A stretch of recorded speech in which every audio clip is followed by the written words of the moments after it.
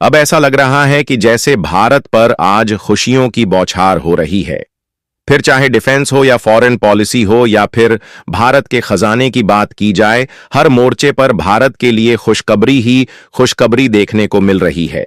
फिलहाल इस वीडियो में हम बात करेंगे भारत के खजाने को लेकर। दरअसल यह बात आप सभी जानते हैं कि कुछ महीने से भारत का खजाना तेजी से गिरा है। एक समय पर हमारा खजाना 701 बिलियन डॉलर था, लेकिन यह गिरते गिरते 525 बिलियन डॉलर तक आ गया था, यानी कि 75 बिलियन डॉलर से ज्यादा की गिरावट आई थी। हालांकि पिछले हफ्तों में कुछ सुधार देखने को मिला इसमें, लेकिन इस बार तो कमाल ही हो गया, क्योंकि भारत ने इतिहास के सारे रिकॉर्ड तोड़ते हुए एक ऐसा मुकाम हासिल कर लिया है जो कि हमने इतिहास में कभी नहीं छुआ था, और वह खजाना है सोने का। और आप रिपोर्ट में खुद देख लीजिए कि भारत का विदेशी मुद्रा भंडार लगातार दूसरे हफ्ते भी बढ़ा है, और साथ ही सोने के भंडार में भी बढ़ोतरी देखने को मिली है। असल में देखा जाए तो आप सभी लोग यह बात जानते हैं कि जो भारत का खजाना है वह किसी एक चीज से नहीं भरता, क्योंकि ऐसा तो होता नहीं कि उसमें हमने केवल डॉलर और यूरो जैसी करेंसी को ही भर दिया, बल्कि इसके साथ साथ कई और कंपोनेंट भी मायने रखते हैं। क्योंकि खजाने को भरने में आमतौर पर सबसे ज्यादा डॉलर और यूरो का तो इस्तेमाल होता ही है, साथ ही साथ चीन का युवान और जापान का येन हो गया। यह सब मुद्रा भारत के खजाने में होते हैं। बस फर्क सिर्फ इतना होता है कि कोई मुद्रा ज्यादा मात्रा में होती है तो कोई थोड़ा कम मात्रा में होती है। हम जिस देश के साथ ज्यादा व्यापार करते हैं उनकी ग्लोबल करेंसी का इस्तेमाल करने की कोशिश करते हैं, और अलग अलग करेंसी में अलग अलग देशों से हम व्यापार इसलिए करते हैं क्योंकि ऐसा ना हो कि हम केवल डॉलर या फिर यूरो पर ही डिपेंडेंट रहें, और उधर से यूरोपियन यूनियन और अमेरिका के द्वारा डॉलर और यूरो पर प्रतिबंध लगा दिया जाए तो भारत केवल कठपुतली ही बना रह जाए और उस डॉलर का इस्तेमाल करके दूसरे देश से सामानों को खरीद और बेच भी ना पाए। यानी कि इन करेंसी को अपने खजाने में रखना ठीक तो होता है, लेकिन ठीक तभी तक होता है जब तक हमारा उस देश के साथ रिलेशन अच्छा चल रहा हो। अन्यथा जिस देश की करेंसी का इस्तेमाल हम कर रहे हैं वह देश चाहे तो उस पर कोई उल्टे सीधे बहाने देकर प्रतिबंध लगा दे।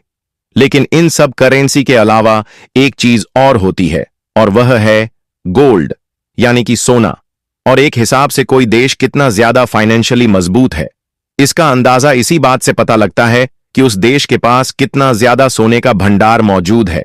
क्योंकि सोना एक ऐसा खजाना है जिसे हर कोई देश लेने को तैयार हो जाता है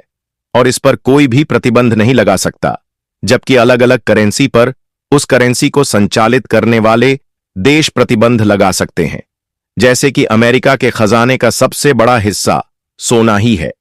और उनके पास जो विदेशी मुद्राएं होती हैं वह ज्यादा से ज्यादा 200 या 250 बिलियन के आसपास ही रखते हैं, बाकी ज्यादातर सोना ही रखते हैं। और इसी तरह ब्रिटेन भी अपने खजाने में ज्यादातर सोना रखता है, और हाल ही में तो चीन ने भी अपने खजाने में सोने को काफी ज्यादा बढ़ा लिया है। लेकिन आज से 15 से 20 साल पहले सोने के खजाने के मामले में भारत बहुत पीछे हुआ करता था, क्योंकि हम इस पर बहुत कम ध्यान दे रहे थे।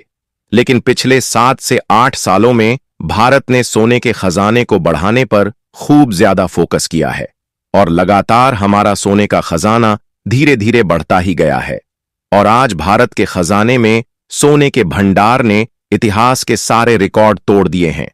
और भारत में सोने का खजाना लगभग 71 बिलियन डॉलर के करीब पहुंच चुका है। और ये कितनी बड़ी रकम है इसका अंदाजा इस बात से लगा सकते हैं कि इतने से आप पूरे नेपाल, श्रीलंका, भूटान और म्यांमार जैसे देशों की टोटल इकोनॉमी खरीद सकते हो। और आप जानकर हैरान हो जाएंगे कि इस दुनिया में टोटल 100 से अधिक ऐसे देश हैं जिनकी उतनी अर्थव्यवस्था भी नहीं है जितना कि भारत के पास सोना पड़ा हुआ है। और कमाल की बात यह है कि ऐसा भी नहीं है कि केवल भारत में सोने का भंडार ही बढ़ा है, बल्कि अब टोटल खजाना 1.5 अरब बढ़कर 631 बिलियन डॉलर हो चुका है, जो कि एक शानदार बढ़त है। क्योंकि पिछले कुछ महीने से खजाना लगातार नीचे जाने लगा था, लेकिन इस हफ्ते खजाने में काफी ज्यादा तेजी आई है, और इसी तरीके से लगातार अगले हफ्तों में भी हम अपने खजाने को बढ़ाते जाएंगे। हाँ, यह बात जरूर सही है कि डॉलर के सामने भारत का रुपया गिरा है, लेकिन यह ग्लोबल ट्रेंड है, यानी कि किसी को भी जिम्मेदार नहीं ठहरा सकते, क्योंकि जब से अमेरिका के राष्ट्रपति ट्रंप बने हैं, तब से भारत ही नहीं बल्कि सभी देशों की करेंसी डॉलर के सामने काफी ज्यादा गिर गई है, क्योंकि ट्रंप की पॉलिसी ही ऐसी है कि चीन, ब्रिटेन, जापान, रूस, इन सब की करेंसी गिरती ही जा रही है और भारत का रुपया अभी 90 से 91 तक जाता हुआ भी दिखेगा, क्योंकि अमेरिका की इन पॉलिसी को कॉम्पिटिट करने के लिए सभी देशों को कुछ महीने और लगेंगे और लगभग जून या जुलाई तक सबकी करेंसी स्टेबल हो सकती है। और ऐसा भी नहीं है कि भारतीय रुपया गिरने से केवल भारत का नुकसान ही हो रहा है, और बड़ी बड़ी कंपनियां तो बम्पर फायदा उठाने ही वाली है, क्योंकि अगर 5 या 10% टैरिफ अमेरिका लगाता भी है इंडियन प्रोडक्ट पर, तो इंडियन एक्सपोर्टर अपना मार्जिन कम करने में कैपेबल हो जाएंगे और उसे कंपनसेट कर लेंगे डॉलर की रेट से, जिससे भारतीय प्रोडक्ट अमेरिका में महंगे नहीं होंगे, बल्कि वह पुराने रेट पर ही बिकेंगे और अमेरिका का इंडियन प्रोडक्ट पर टैरिफ लगाना इनइफेक्टिव साबित होगा। यानी कि डॉलर के मुकाबले भारतीय रुपए का गिरना हमें थोड़ा बहुत नुकसान तो जरूर दे रहा है, लेकिन एक्सपोर्ट के मामले में काफी ज्यादा फायदा दे रहा है। हमें तो लगता है कि जब इस बार का साल खत्म होगा और साल भर के आंकड़े को उठाकर देखा जाएगा, तो हो सकता है कि इस बार भारत एक्सपोर्ट के मामले में पिछले सभी रिकॉर्ड को तोड़ दे। और अगर गोल्ड रिजर्व पर ध्यान दिया जाए, जिसे भारत अब 71 अरब डॉलर के करीब पहुंचा चुका है, तो इससे भी हम बहुत बड़ा फायदा उठाने वाले हैं, क्योंकि यह खबर आज सुबह सुबह ही निकलकर आई है कि भारत इन्हीं गोल्ड में मोनेटाइजेशन स्कीम इस्तेमाल करके अपनी इकोनॉमी को आगे बढ़ा रहा है और इस समय इसका कंट्रीब्यूशन इंडियन जीडीपी में 7.5% पहुंच चुका है। क्योंकि अगर अमेरिका के द्वारा इंडियन प्रोडक्ट पर टैरिफ लगाना इकोनॉमी पर असर डालता भी है, तो इंडिया की जीडीपी उससे 0.1 से लेकर 0.6% के बीच इधर उधर होगी, लेकिन उसको हम रिकवर कर पाएंगे इसी गोल्ड मोनेटाइजेशन स्कीम के चलते। और वह ऐसे कि भारत दुनिया में सोने का सबसे बड़ा उपभोक्ता है और हर साल बड़ी मात्रा में सोने का इंपोर्ट करता है, लेकिन साथ ही भारत से इन्हीं सोने से बनाए गए आभूषणों का एक्सपोर्ट भी होता है, खासकर अमेरिका, यूएई और यूरोपीय देशों में। और इस समय रत्न और आभूषण के मामले में भारत दुनिया का दूसरा सबसे बड़ा एक्सपोर्ट है, जहां हर साल 13 अरब डॉलर से भी ज्यादा भारत के द्वारा जेम्स एंड ज्वेलरी का एक्सपोर्ट किया जाता है। लेकिन इतनी तक आंकड़ा केवल सितंबर 2024 में पहुंच गया था।